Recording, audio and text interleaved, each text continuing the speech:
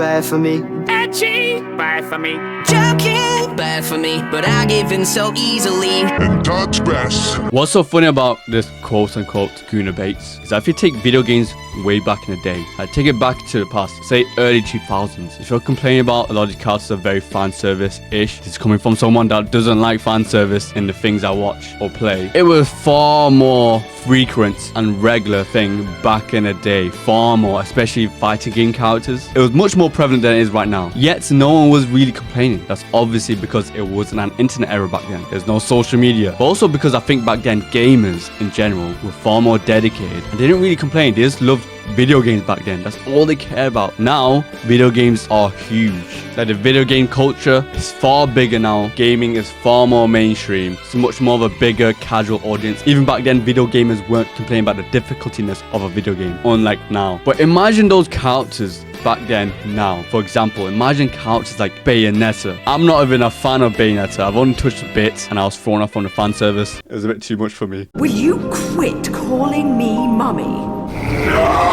But her whole identity, her whole games are based on that. You know, her design, her personality, her witty character, and obviously some of the fan service moments. But nobody ever complains about her and calling her Gooner-Bait because her games are very old. Like if it came out now in big 2025, she would be getting destroyed by the internet people, which sucks because that is her, again, identity. That's her character. Her whole theme are the fan service tropes. Now, this is something I'm not really a fan of. I've dropped it because of this reason. Even with the recent game, that was before people complain about, I guess, the goon culture. Is that what they're going to call it? What about characters like Tifa? Her design was so iconic. But imagine if she came out now as a brand new character, she would have been heavily censored. She's already censored, which didn't bother me, but I know it did bother a lot of fans. But her whole design would be so different now, which would really tarnish a lot of her design and iconicness. We also got characters like Quiet from MGS Phantom Pain, which 100% would be different now. I remember when Phantom Pain came out, people were complaining, but it was very far and few between. When Phantom Pain came out now, it would be so much more controversial with Quiet's character. It's the same with 2B. Oh my, I think 2B would also look a bit different, if not a lot different in 2025. And what's so funny, a lot of these characters and their design is so different to their personality and their character traits. So different. Besides maybe Bayonetta. Like 2B, just like Eve from Blade, and even Cammy. All these characters have very revealing outfits and a lot of fan service moments in their games. But the personalities and their characters are so different. Polar opposites to what you think they are from their outfits. It's the same with Tifa as well. Tifa does not act as what you would think with her outfit. She's actually far more introverted and more reserved than you would assume. Eve and 2B and even Cammy, they all have very military mindset. They're all soldier units, focused on a mission, and their outfits don't really match their personalities at all. And that's because that is the developer's vision, and that is totally fine. It's honestly very clever. Like Yoko Taro used 2B to lure a lot of gamers in because of their attraction and her character design. So he made everyone put their foot in the door. But what they didn't realize is that the game is far more than just that. 2B is far more complex than just that, and that is what matters. So 2B design is Gooner-Bait? Yes. Does that make it a bad design? Definitely not. In fact, it's an amazing design. It's a fantastic, iconic design. I swear the bandage with the white hair look is a cheat code in character design. They always end up becoming hugely popular. But what I do find amusing and very comical, I kid you not, I've seen a lot of people say Nier Automata has only been big, it's only been so successful because of 2B, and saying 2B is a Gooner-Bait character. And I was saying to myself, like, have you even played the game?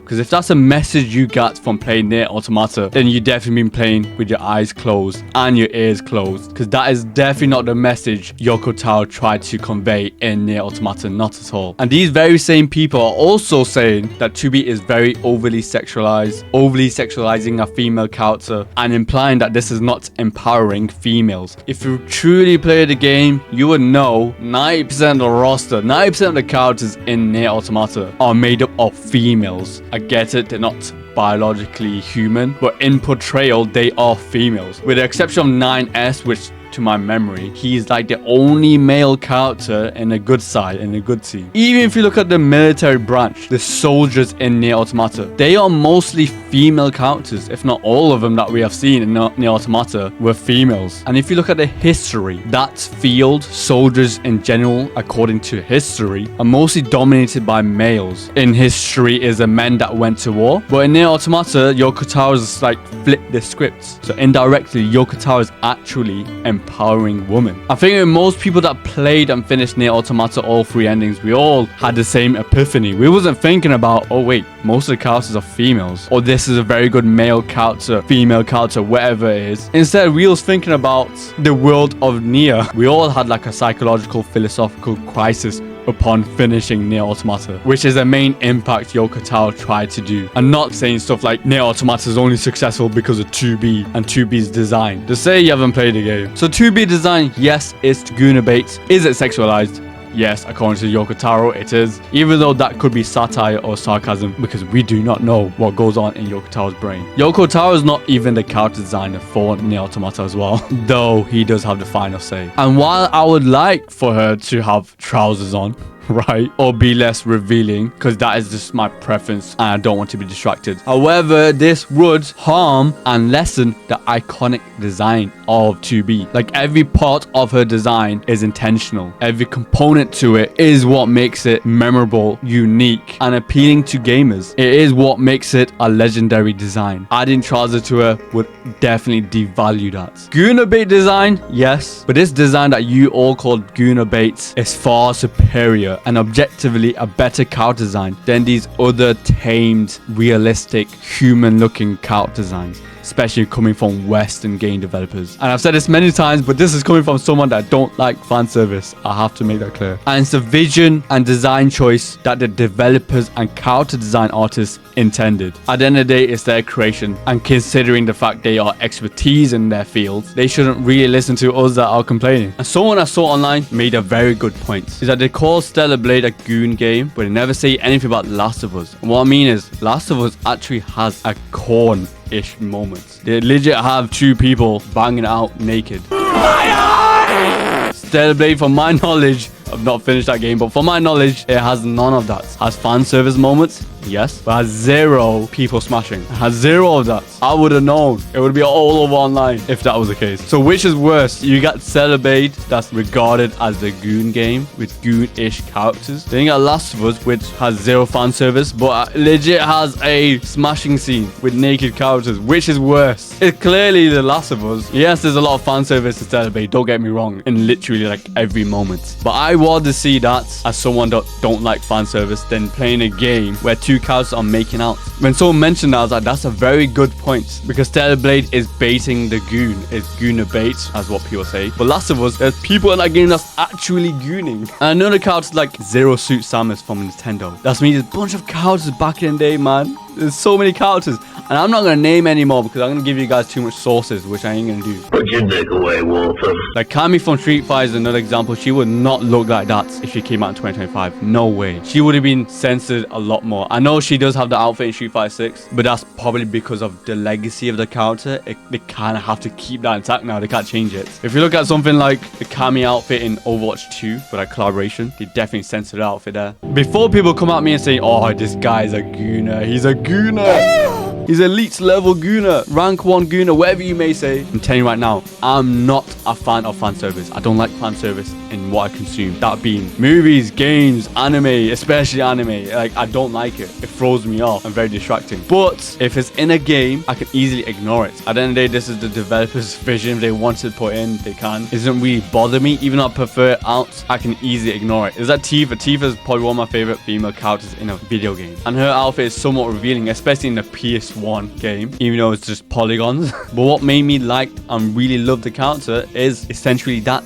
Her character, her personality, her story arcs. It's not the design. The design is iconic though, don't get me wrong, but it's definitely her character. The point is to let developers, gaming developers, do what they want. That's the whole point of a video game. At the end of the day, that is what a video game is meant to be. So I gave you a bunch of characters from the early 2000s, even early 2010s. There's even far more revealing characters that I could mention. But if that's the vision of the devs, that's all that matters. Video games should let creators create what they want without being influenced from the outside world, from the internet people. Let them do what they want. If it's very fan servicey, goon baitery, revealing attractive characters, so be it. If it's very human, very realistic, zero fan service, quote unquote unattractive characters, if that's what the developers want, also so be it. I just don't want the developers to be influenced by the outside and internet people. That's all I don't want. I don't want this agenda pushing with this woke culture, anti-woke culture, goon culture, anti-goon culture, whatever these stupid ass cultures are. I just want them to create a game and create characters that they really want to create and not change it to appeal certain audience and pandering to cultures. I don't want that. If you look at Expedition 33, I don't really see much fan service at all, but the characters still look really cool. You can clearly tell Expedition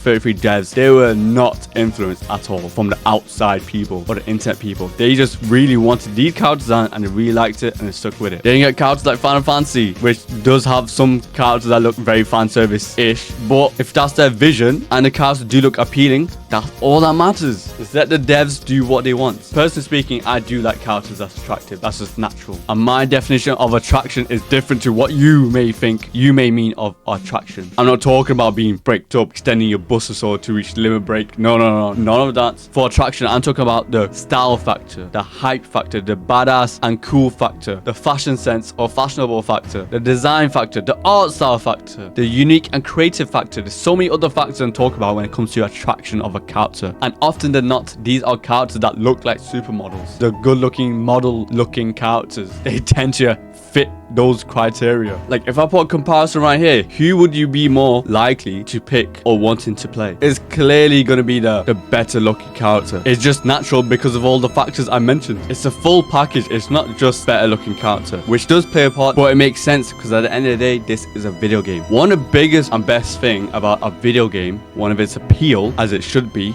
is that you can do so much more in a video game as opposed to a movie, a show. You have the added advantage to do so much more, have far more liberty to go all out, to be creative, to be unique. Essentially, games or video games should not be readily replicated to a movie, to a show, to any other media, because how much freedom there is in a video game. More leeway to do so much more as opposed to other entertainment medias like movies, shows, which are far more restricted and limited to the resources you have, to many more factors like using actual humans, actors, actresses, budgets. There's far more reasons to be held back. But in a video game, you're far less hindered from these factors. There's so much more you can do, and that is why a lot of people use gaming or video games as like escapism. And part of escapism is that it does stuff that's not realistic or not really found in the real world. The characters should be unrealistic. They shouldn't be really based on human characters such as mocapping. They should be attractive in the literal sense, and in my definition, they should look bizarre. They should look unique, very unique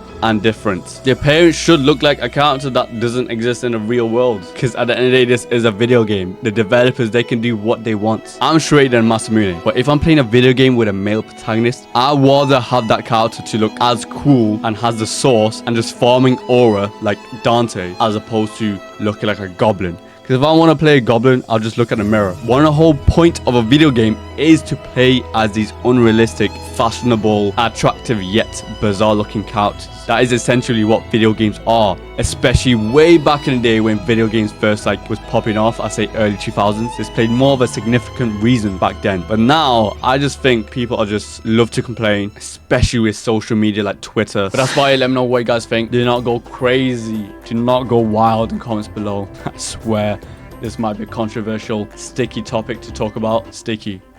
Goon. Crap, I shouldn't have said that. Stop the goon rot brain, please. Keep it respectful, please. This is all opinion matters. Everyone has their own preferences, you know. But thank you for watching. If you enjoyed the video, please like, comment, subscribe. And until next video, catch you guys later. Bye.